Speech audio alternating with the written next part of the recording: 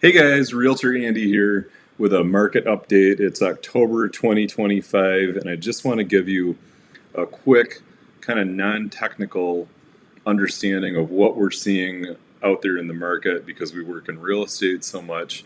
So, what's going on right now for October 2025 for sellers and buyers? Let's talk about buyers first.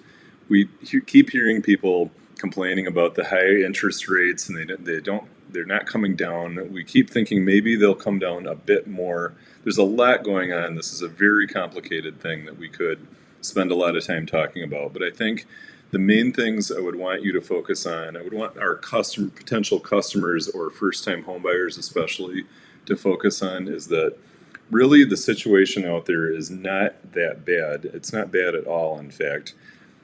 Rates are somewhere in the sixes, generally speaking. Now, this is just broad strokes. Everyone's situation's a little bit different.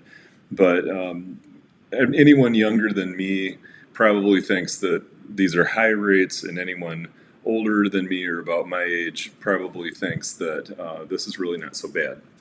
So, money's available, lending's available, and rates are historically not that bad right now. So, that's not a bad situation for buyers.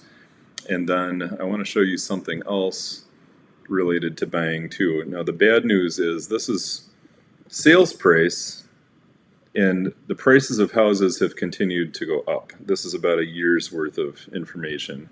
So housing prices are going up. People keep thinking, oh, maybe housing prices are coming down.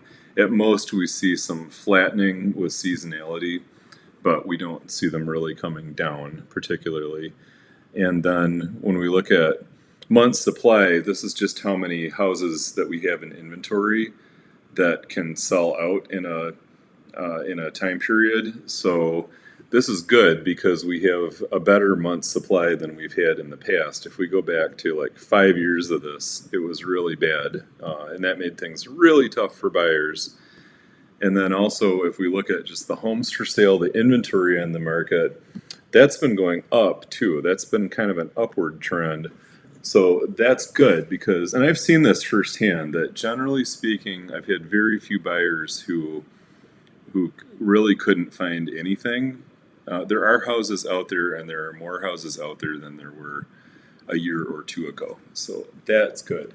Now, good news for sellers too, because for sellers, like I said, it is definitely still more of a seller's market than a buyer's market. And I think buyers have also adjusted a bit to the fact that interest rates are going to be somewhere around here, even if they improve a little bit too.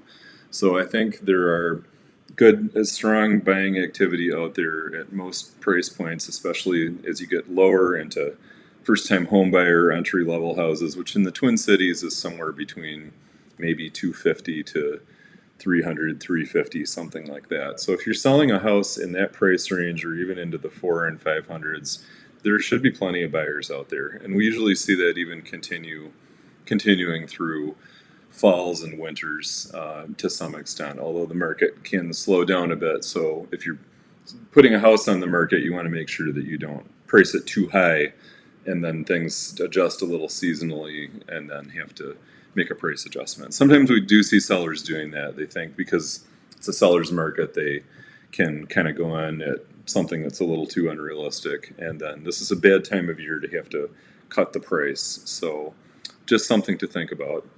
And then, yeah, so good news for buyers and good news for sellers right now.